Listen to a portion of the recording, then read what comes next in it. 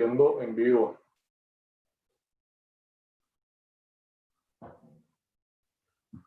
Good evening, welcome. Please, you can hold for 5 minutes. Christopher, por favor, vale que ya estamos transmitiendo en vivo en este momento. Ah, bueno. Ok.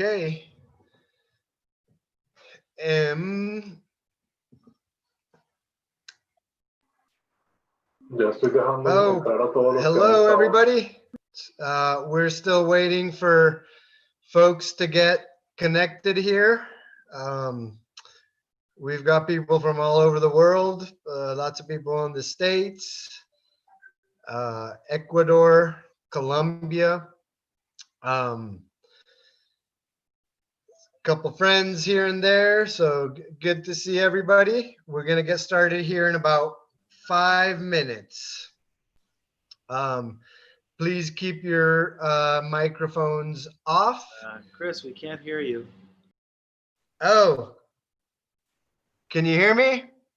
Tienes el micrófono encendido. Yo creo que la persona que no escucha tiene Turn up the apagado. volume somehow. I hear you fine. Okay, I think most people can hear me. Still can't hear you. Still having trouble. It may be your volume. Try.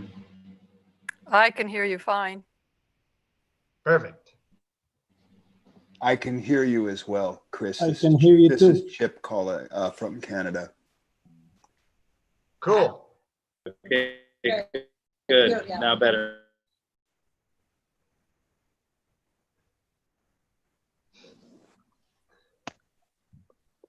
Hi, Christopher. It's John Lace.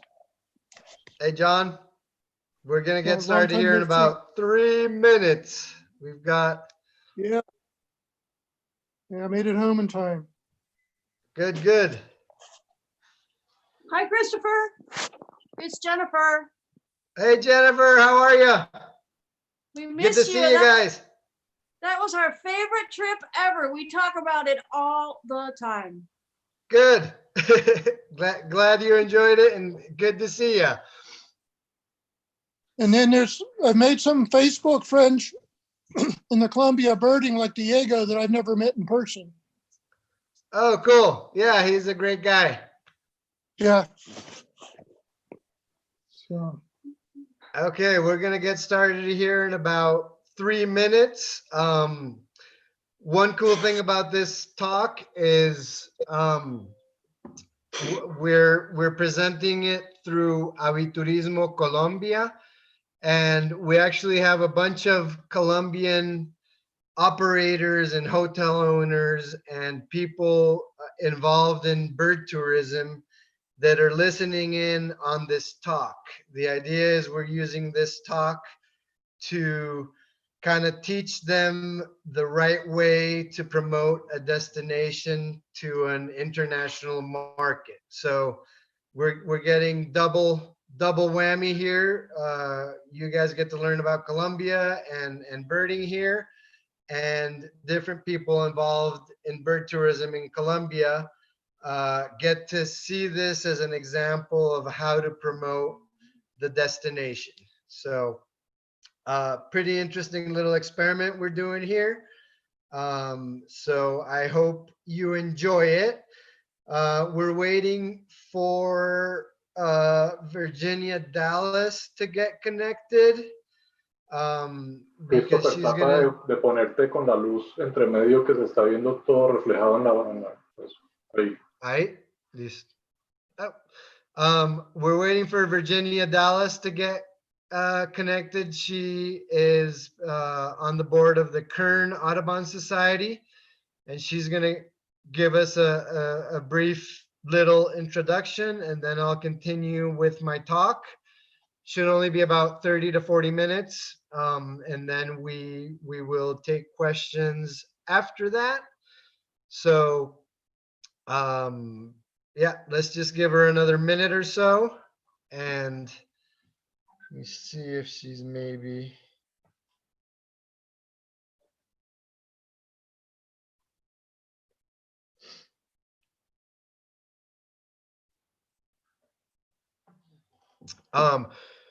We're also showing this presentation live on Facebook and on YouTube. And once we're done, if you would like to share the presentation with any friends or colleagues that may have missed it, we'll be sending you, we already sent you the YouTube link, but we will resend it if necessary, so we can, so you can help spread the word. Okay, 1 minute. 1 minute. Can you give us recording privileges so that we can store it on our computer? Ellos la pueden grabar, John Jairo. No, va a quedar grabada en YouTube. Y ellos Okay, la pueden ver en YouTube. ¿Y se les puede dar la opción de que ellos graben o no? No, porque tendrían que quedar todos como coanfitriones. Pero Okay. o es la persona de Audubon que quiere, me das el nombre y yo le doy el permiso de coanfitrión para que ella grabe. La persona de Okay. Apparently you have to be a host to be able to record it. So what we'll be doing is it'll be recorded, and you'll be able to access it whenever you want on YouTube, and you can also download it onto your computer from YouTube. Okay, thank you. Once it's done. Thank you.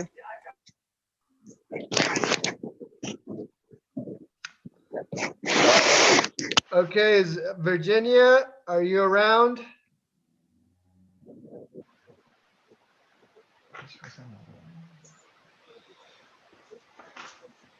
Okay, well, I'm gonna go ahead and get started here. If Virginia shows up, we'll let her talk a little bit about to the Kern Audubon Society audience, which we hope will have joined. But let me, I'm going to share my screen.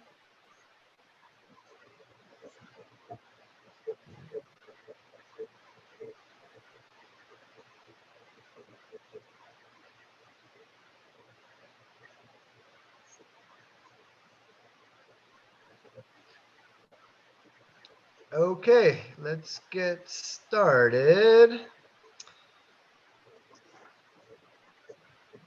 Okay, first of all, I want to thank the Kern Audubon Society out of Bakersfield, California, for hosting, for setting up this presentation, and Aviturismo Colombia for hosting the presentation on their Zoom. Also, I want to give a special thanks to Juan Jose Arango, who's the bird photographer that has allowed me to use his bird pictures for this specific presentation and for a lot of our marketing materials and our website. This bird we're seeing right here is a tooth-billed hummingbird. It's found in the Anchicaya River watershed, about an hour and a half from where I am right now at the Araucana Lodge. If you look closely, you can actually see he has a serrated bill. It's the only hummingbird in the world to have this adaptation, and it has this adaptation to be able to hunt insects to supplement its diet with protein.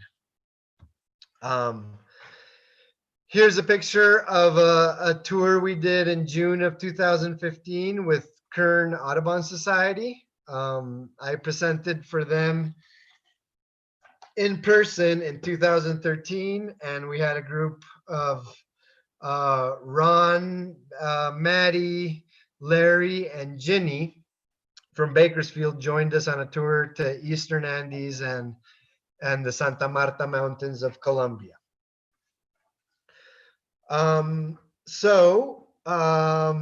I'm going to give a little intro on myself and Colombia Birdwatch and the Araucana Lodge. A lot of you are friends or have been on tours with me, but a lot of you I don't know personally, so I'll get started with just a little brief introduction. I was born and raised in Cali in southwestern Colombia, born to an American mom and a Colombian dad. And I moved to the US in 1997 to attend Humboldt State University to get a degree in environmental science. During this time, Colombia was a very, very dangerous place.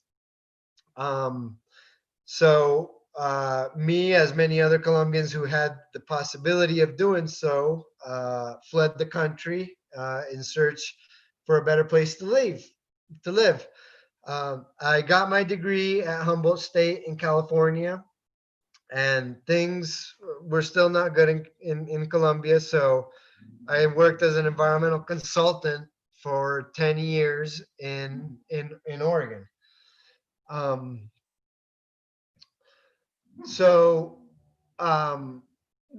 years of working in the consulting firm, I would come back to Colombia every winter for a couple months, and that's when I got the idea to start this Colombia Birdwatch. And today we're one of the top bird tour operators in the country. So it's been a wild ride. We've learned a lot. We've made a lot of friends. Helped Colombia a lot in many ways, and we're going to talk about this during the presentation. So a little bit let's start with Colombian geography. If you look at the slide on the left, that's Colombia in South America. It's the first country you get to coming from the north in South America. And we have 5 distinct bioregions in Colombia. We have the Pacific region, also known as the Chocó, the Caribbean region, which is in the north, which is a very dry kind of desert-like area. We have the Orinoquia, which is the Orinoco River watershed, which is a vast, almost wetland mixed with savanna ecosystem. And about 30% of Colombia makes up the Amazon rainforest. And then our most populated area in the country is the Andean region. The Andean region is special because the Andes Mountains, which are the longest mountain chain in the world, are one single chain throughout all of South America, but they split into 3 distinct ranges when they get to Colombia. So in Colombia, we actually have the Western Andes, the Central Andes, and the Eastern Andes. And we have 2 large valleys in between them, the Cauca Valley and the Magdalena Valley. The Cauca Valley is where we're located now. Colombia is divided into departments, which are like states. And I'm close to Cali, which is in the Cauca Valley department. Just so you get an idea, Colombia occupies about 10% of the area that the US occupies. So this really complex topography and the fact that we're in a tropical region allows us to be one of the most biodiverse countries in the world and #1 in the world in terms of species of birds. Let's talk about bird diversity. This is a pearled tree runner. It's a very attractive little bird. It's a funarid, and this picture was taken by Juan Jose in the San Antonio cloud forest. So as I said, we're #1 worldwide in diversity of birds. We have more than 1,950 species, 87 endemics. In the last 20 years, we've had 20 new species. This is interesting considering that most forests were no man's land. These were areas that we haven't really been able to go to, or we weren't able to go to in the past, because it's where most of the dangerous areas of Colombia were. And just last year, in the past 5 or 10 years, when we've been able to get out these areas that were basically war zones before, we're discovering new species at a pretty good rate. We've had last year we had 5 new records for Colombia, including a new little ant pitta that was discovered only an hour from where I'm at right now. Colombia has 20% of the world's species, yet we occupy less than 1% of the world's land mass. More species of birds than Europe and North America combined. And Colombia has over 160 important bird areas accredited by BirdLife International.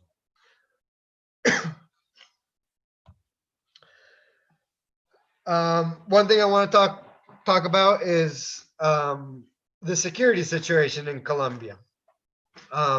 Colombia's historic peace deal basically began over 8 years ago and ended the longest running civil war in the history of the world. So it ended a war that had been going on for 60 years. The talks started in 2012 when, after a few secret talks between the Santos government and the FARC announced a 3-month ceasefire. In 2013, points 1 and 2 of a 5-point deal were announced, which dealt with lands and rural development in Colombia. In 2014, point 3 was announced, which the idea was to bring a solution to the illicit drug trade. And this is when the FARC announced an indefinite ceasefire.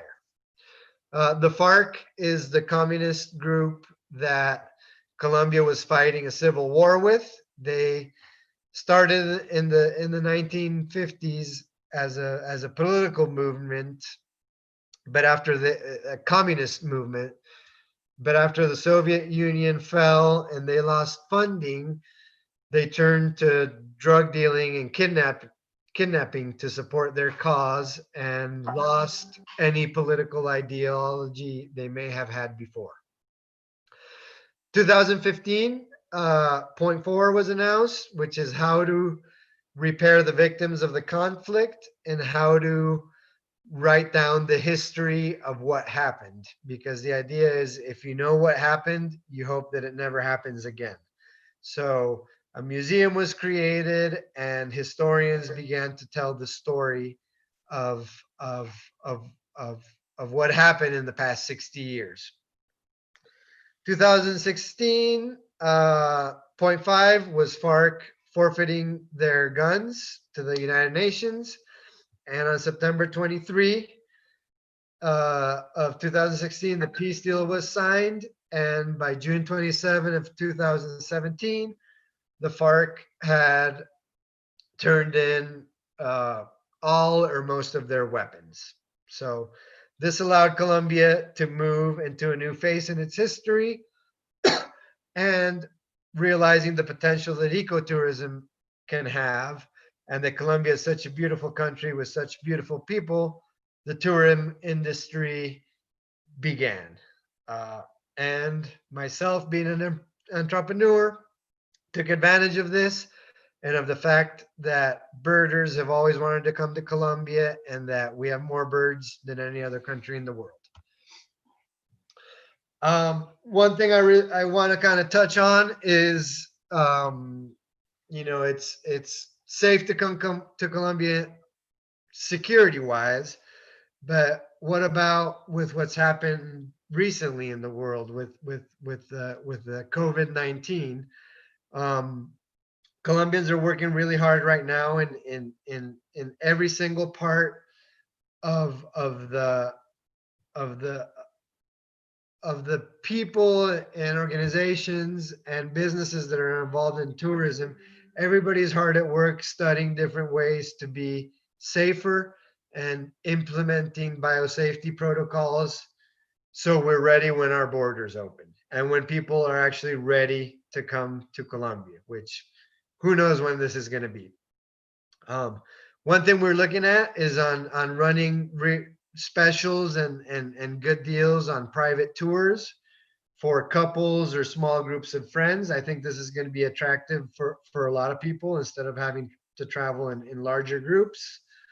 We've developed several itineraries that make use of few hotels. So you're kind of staying in 2 or 3 different hotels and birding from there instead of, spending 15 days and visiting 12 or 13 different hotels. And we're looking at always trying to include smaller hotels, boutique hotels with ample space, open areas, no elevators, no stuffy common areas, things like that. So we're kind of trying to look ahead, and we're going to be very flexible with our cancellation policies. That's something that we need to do looking forward. Okay, so this is a map of the Cauca Valley state. You see Cali is the capital city, population of 2.5 to 2.5 million people. And let's see. And today I'm going to talk to you about one of these tours, these safer tours that we're calling, that we've developed. This is one that can easily be done out of the Araucana Lodge. The Araucana Lodge is a lodge that we just recently completed last year. It's a family project. It's built on property that my grandfather purchased in 1952. And without knowing it, he purchased a property that has access to some of the best birding in the world, and easy access. And just a little bit about the Cauca Valley. This tiny little speck of department in Colombia. We occupy 2% of Colombia, but we have 1,000 species of birds. So we have 10% of the world's birds. And I did the math, and it ended up being 0.00002 of the world's population, of the world's landmass, and we have 10% of the birds. So incredible diversity. We have an international airport in Cali, easy to fly into from the States. We have direct flights from Miami and also direct flights from Panama City that connect to a lot of the different cities in the States. And there's about 30 or 40 daily flights from Bogota, the capital city, to Cali. So easy to get in and out of. And the city of Cali actually has the record for being the city with the most species of birds in the world. There was actually a scientific paper that was written by my friend Rubén Darío Palacios, and he recorded 559 species within the city limits. Of course, the city limits include the national park, which goes up to 4,000 meters, but it's still a pretty neat and interesting fact.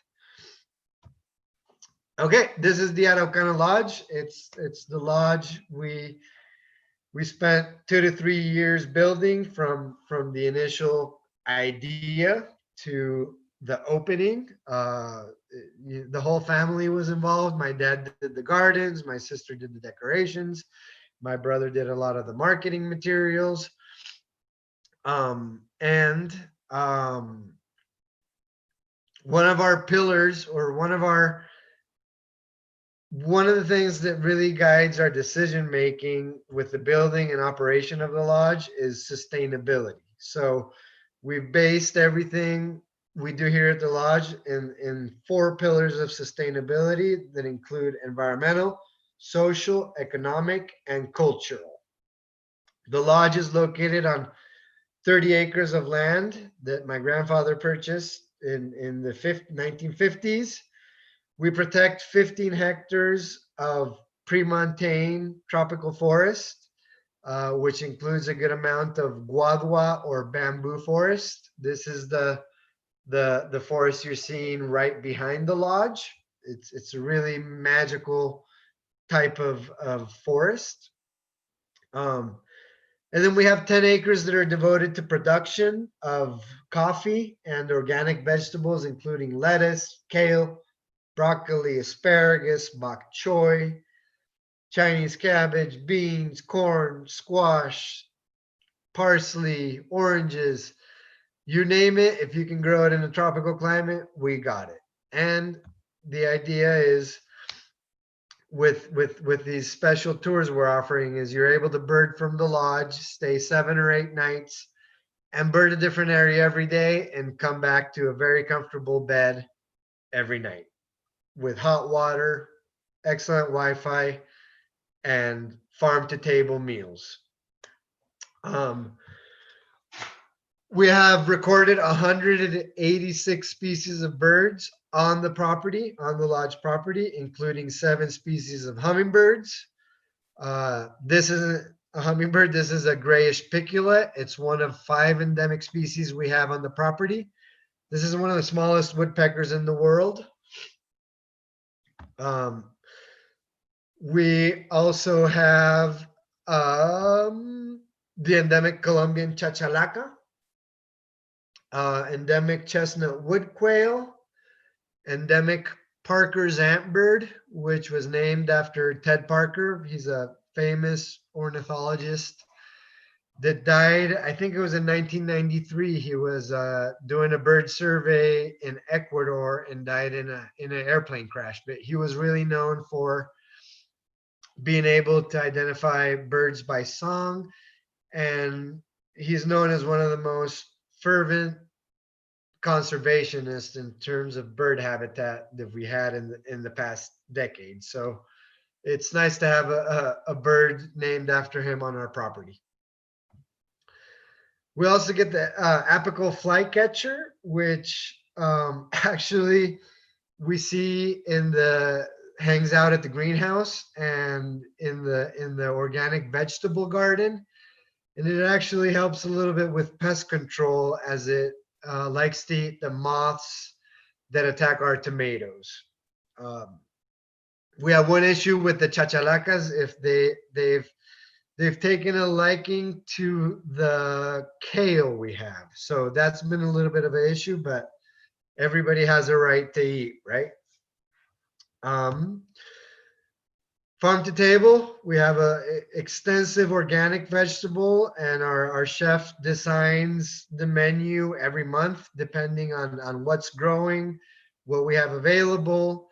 And this is one of the parts that has really people have really liked about the lodge is this connection you have with the food that we grow here with our own hands, and we get to eat at the lodge, and that makes us also a lot more sustainable. This is our dining room and our lobby area. Blue-headed sapphire is another one of the targets that can be found on the property. Long-billed starthroat, another hummer we find on the property of one of 17. And the near-endemic purple-throated wood star. From our terrace, which we've called the Carnaval Terrace, we have a beautiful view of the bamboo forest, and sometimes one of the visitors we get is bar-crested antshrike, which is the bird that ended up in our logo. One, because it's a near endemic, it's a special bird, and its common name in Spanish means uncontrollable laughter, because when it sings, it sounds like somebody's laughing uncontrollably. So we thought that this fit well with the idea of the lodge being a place to come and have good times and see good birds and eat good food. I talked about our commitment to sustainability. We have a program here where we teach the young kids at the El Vergel school. This is the little school that's about a block from the lodge. We do a birding program with them. Everything's on hold now because of the health situation. But in terms of social sustainability, one good thing that this pandemic has brought is birders in Colombia have really banded together. We've kind of, in the past 3 months has been really difficult for people involved in tourism because we went from having full tourism to zero, basically from one day to the next. As an operator, I know there's a lot of people that a lot of families depend on tourism in Colombia, especially in these rural areas that were once war zones. People saw the opportunity in tourism, invested in tourism, everything was going great, and then everything stopped. So we've gotten together, all the operators, there's probably 20 to 25 operators in Colombia that companies that do birding tours, and we've all been helping out, guides here and there and places and restaurants as much as we can. But we're also in a difficult situation. So in the past 3 weeks, we've been working on a campaign where we've identified as a group, as operators, we've identified the most needy families in the bird tourism industry, and we're going to launch a campaign through our past clients and family members and people we know. We know it's a difficult time for people all around the world, but we're going to try to get some funds back into the country to help these people out in the following 3 to 6 months. So those of you that are on the mailing list, I'll send you some information. Any little bit helps. We're going to have a goal, I think, of $70,000, which should help 150 families for about 3 to 6 months. So I'll send you more information about this, but this is one of the beautiful things that this pandemic has brought in Colombia is the unity we're seeing, and especially with the people involved in bird tourism. We've also we've worked closely with National Audubon's International Alliances program. They've developed 5 different birding routes in Colombia where they come in, they identify the targets. They train local guides, they train hotels, they train everybody that's involved and can be involved in bird tourism, and then promote the destination to Audubon members in the States. So it's a really neat project. It started 6 years ago with a pilot project on the Caribbean coast. Now there's 5 different routes in Colombia, and it's amazing what these birding routes that Audubon it has been able to achieve. And I want to mention Calidris, which is a Colombian organization that they work closely with to be able to achieve this. Economic sustainability, we get our beer from a local beer maker. Our coffee we grow here. Our cheese comes from a nearby dairy. Our honey comes from the neighbor. Our tangerines come from the neighbor across the street. We serve rabbit chorizo that comes from a farmer down the road. And everything in our gifts shop is made by Colombians that are involved in tourism. And this is our way of promoting economic sustainability in the area. Culture sustainability, every room was designed. Every room is designed specifically to match the colors of one specific bird, and each we got a Colombian artist to do the art for each one of the rooms. So we have 10 different artists did 10 different pieces for each one of the rooms, and right now we're actually artists are also in a bad situation, so we're starting to commission more art from different local artists to be able to support them during the pandemic. Our hammocks are made from the Wayu people in northern Colombia, and it's people that we know. It's people that we visit when we go birding there. So it's neat because we've been able to decorate the hotel with elements from all over Colombia, and a lot of these elements come from people that also do bird tourism. So it's actually been pretty interesting.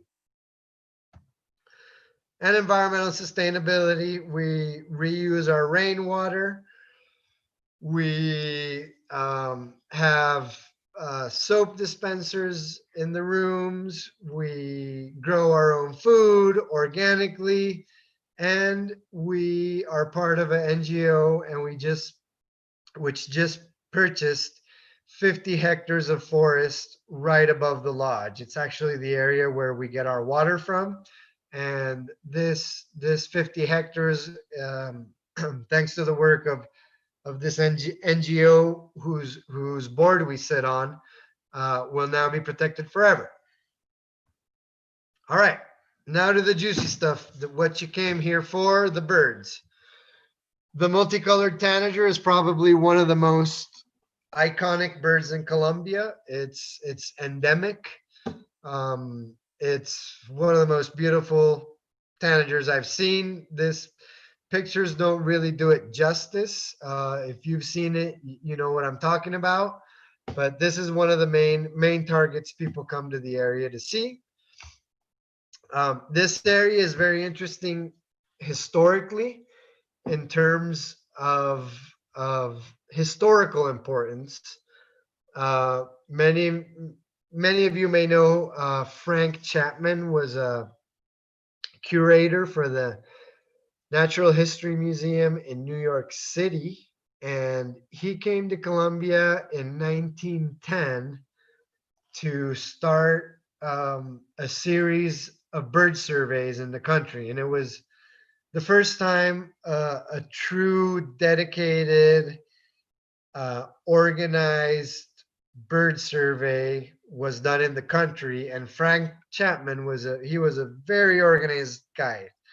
So he kept very detailed notes,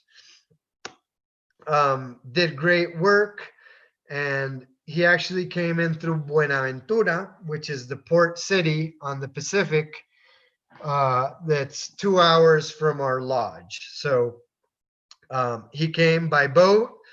They traveled by mule to the San Antonio forest, which is this cloud forest we're in right here in the kilometer 18 area. Hauled in tons of supplies by mule to the San Antonio forest, and this is the first area where he started to survey the air, to survey birds.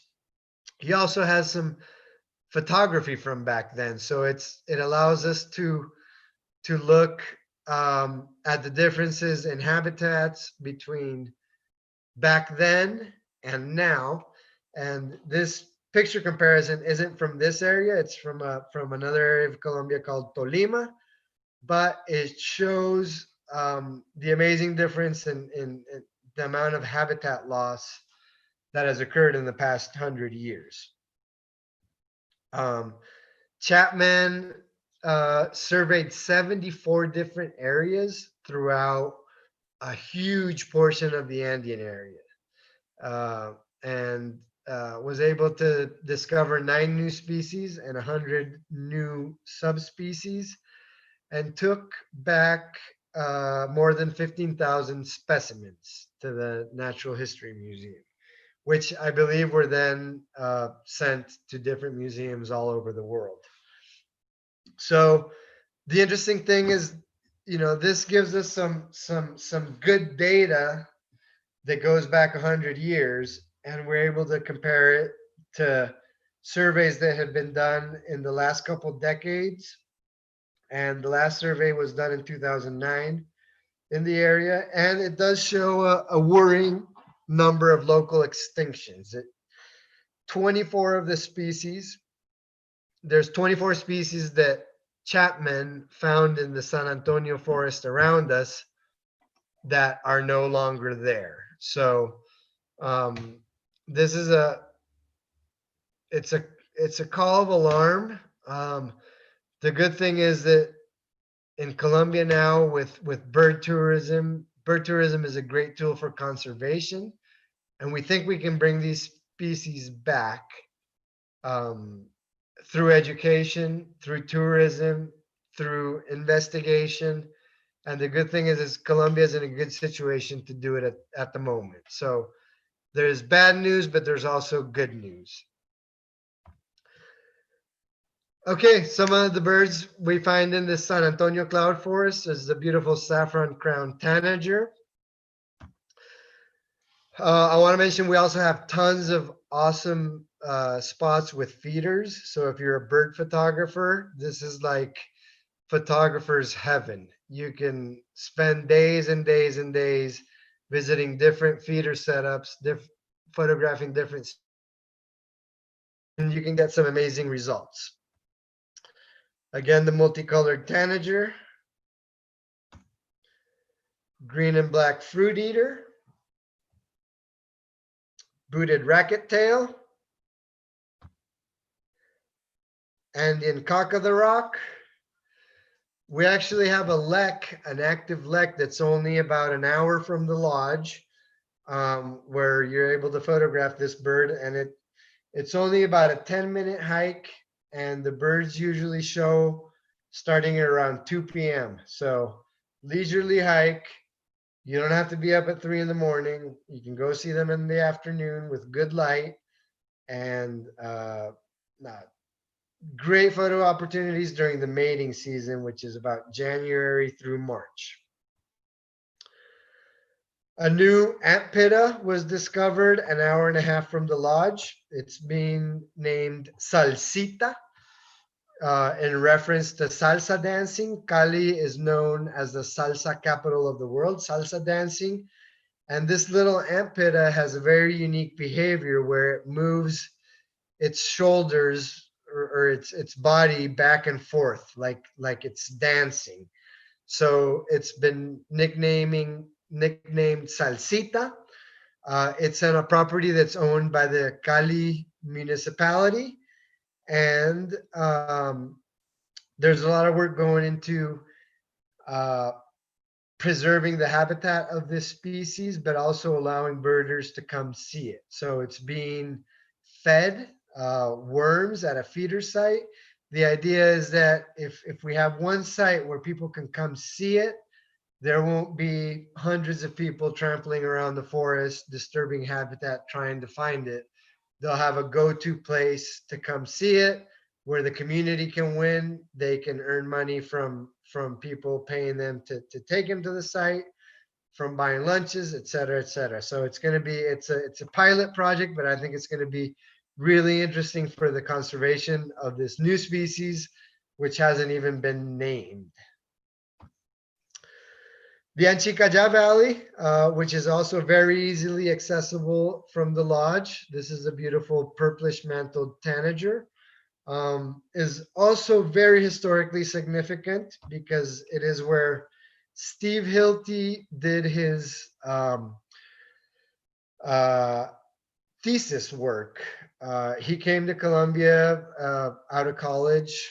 I don't remember exactly if he was working on a project or what he was doing, but he worked for the local environmental agency in Anchicaya. And that's where he got the idea to write a guide to the birds of Colombia, which was the first field guide to birds in South America. So not only did it start the ornithological movement in Colombia, people started getting interested in Ecuador and Venezuela and Peru, as they were using this guide as their first ornithological guide. So, you know, even though if you were in Peru, some of the same species were found in Peru. So this was the guide that really started getting birding and conservation and ornithology into the minds of South American biologists. Great place to see tanagers, rufous-throated tanager. This is orange-breasted fruit eater. They're all species you can see. The Anchicayar Road goes from 2,000 meters to 200 meters. So a huge altitudinal gradient, and you're seeing different species along the way. And a lot of these are what we call Chocó endemics. So they're only found in the Chocó region, which we share with Ecuador and Panama, and a little bit of Peru. Clubwing Mannequin is another one of the targets there. Gray and gold tanager, scarlet and white tanager, toucan barbet. Okay, we got quickly 2 more destinations. The next one is the San Cipriano Nature Reserve. This is Chocó lowlands. It's Pacific lowlands. What's interesting about this site is you can only get there through an old railroad, and there's no roads that go to this little village, but the villagers have contracted these brujitas. They call them brujitas, which means little witches. And you hop on this little wooden crate, and it's powered by a motorcycle, and you have a 20-minute ride through the lush rainforest to get to the village, where you start a hike where you get to see some amazing birds, and you get to interact with the community, which is pretty much 100% Afro-Colombian. This is us with Noah Stryker when he successfully beat the world record for birds seen in 1 year, which was then again beat the next year. I forget the name of the person that beat the record, but we got the bird with him in the San Cipriano region. Birds such as long-wattled umbrella bird, rose-faced parrot,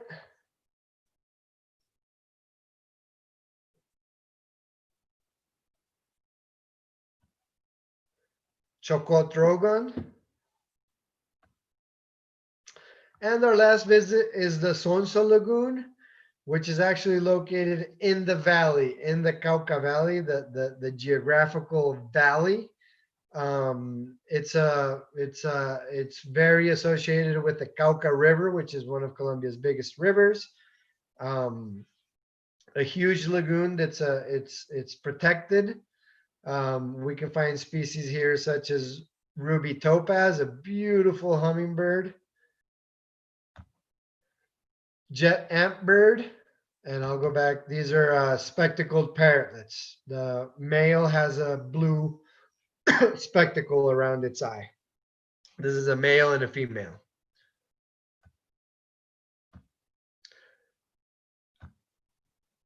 Okay, let me, last thing is I want to show you a quick video.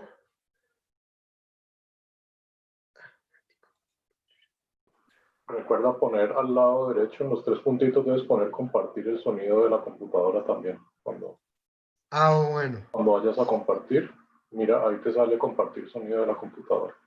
Listo, espérate.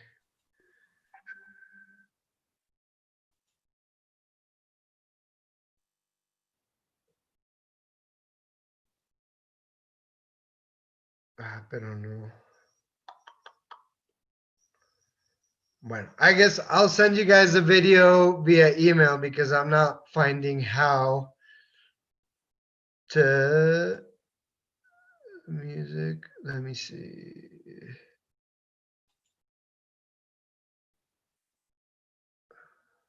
En compartir pantalla, ¿no? Compartes pantalla y le pones compartir sonido y reproduces. Sí, pero no me encuentra el video en compartir pantalla. Ok. Pero bueno, okay. Well, I'll send you guys a link to the video and open to questions if anybody has any. John says, I am curious about the impact of climate change in Colombia biodiversity. Okay. It's interesting. We're actually in this new reserve that we bought right above the lodge. One of the goals of the reserve also is to have it be a research station where we can train our Colombia's future biologists. And one of the ideas is to set up several different meteorological research stations in the gradient. So this is just still in the talks, but I think it's going to have a huge impact, especially since in these tropical countries, so much is dependent on elevation, to where if we have drastic changes in climate, in temperatures at different elevations, this is going to really affect bird migration, bird mobility, the presence of food, different things like that. So unfortunately, I think it's going to have a pretty adverse effect if it continues to get worse. Okay.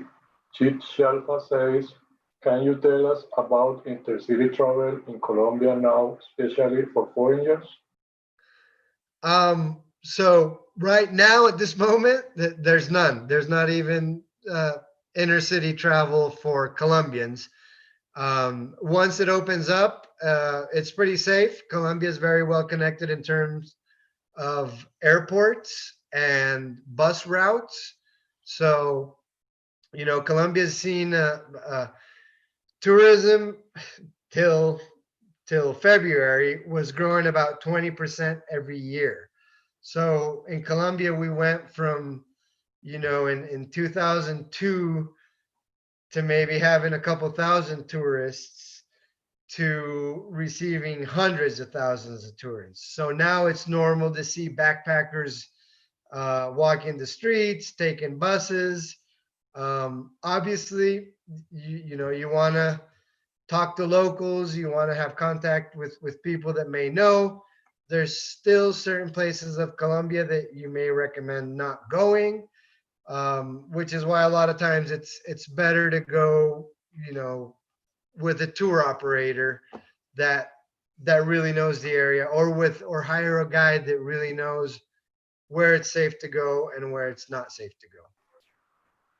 For Prapas, what are the best season times to visit? In the Andean region, really in Colombia, you can find a place to go any time of the year.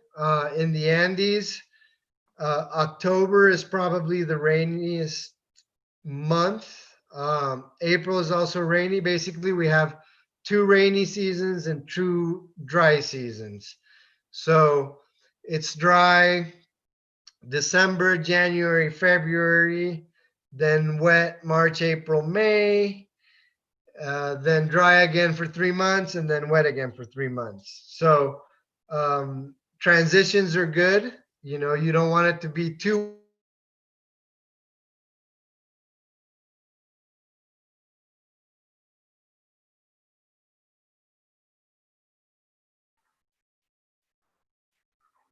Sorry. We can wait 1 minute so Christopher come back.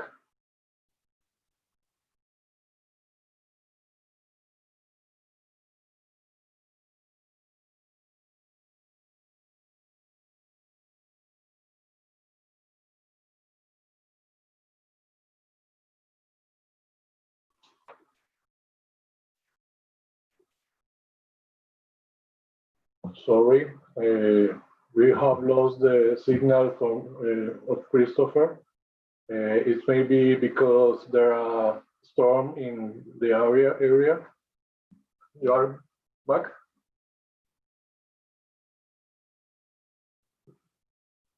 He is back now.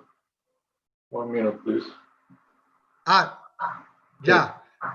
I lost power for a second, but I'm back. Okay.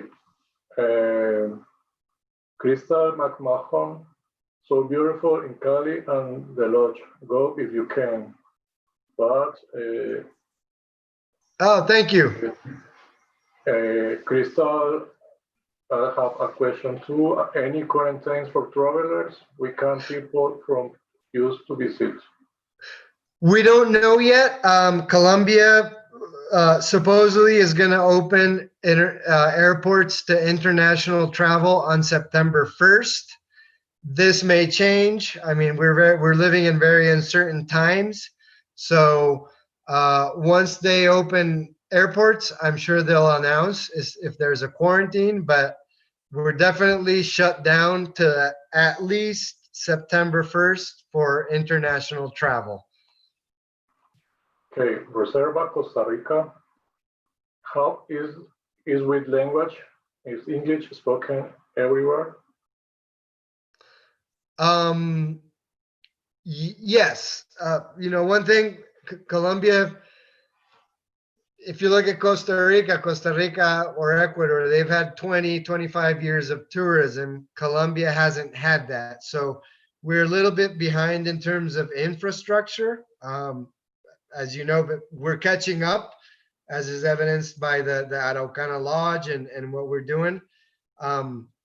But one of the deficiencies, and I think people in Aviturismo Colombia will agree with me, is the lack of English language being spoken throughout the country. And this is something I know I'm pushing personally, and so are different operators, is trying to get the kids, the young guides that are getting into this, telling them, look, the first thing you need to learn is get good with English, because if you speak good English, you're going to build a much closer relationship with your client, and that's going to make both your experience and your client's experience a lot more memorable.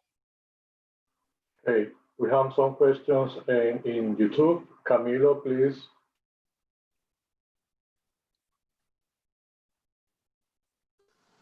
Sí tengo una pregunta en Facebook. En esta nueva ruta que están ideando con grupos pequeños, ¿a qué cantidad de personas se refiere? ¿Cómo es la pregunta, perdón? In this road of Colombia, what is the minimum quantity of persons for How many people in the groups? You know, road. We've always operated at Colombia Birdwatch with a maximum of 8 people per group. Now, this may be too much. Who knows? I mean, we'll see. We'll see what happens in the following months. But I think in the immediate future, people are going to be a lot more comfortable in smaller groups or traveling privately, which we can easily arrange and doing these trips with visiting few hotels and birding from one place can be easily done. And I think for the immediate future, that's going to be the future of bird tours in the area.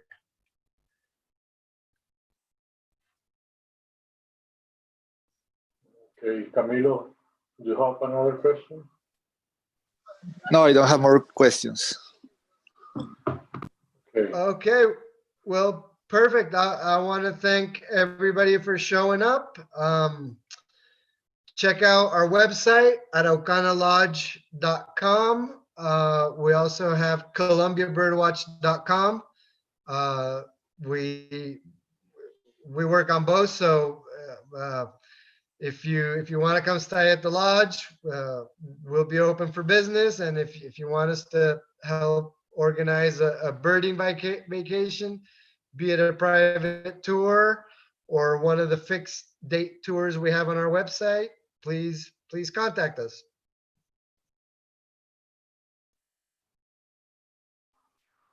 Okay. Peter Hendrickson say to all, thank you, Chris, so good to see you. And I encourage everyone to go to Colombia and see some birds. Thank you, Heather. Hope to see you soon. And hi, I'm Brown from Australia. Greetings from Australia. Look forward to this. Oh, thanks, Ian. Glad you made it home in time to catch us. And then again, yeah, if you want to share this presentation to any friends that might have expressed interest in Colombia, we appreciate it. Okay. Thank you to all. Thank you. Goodbye.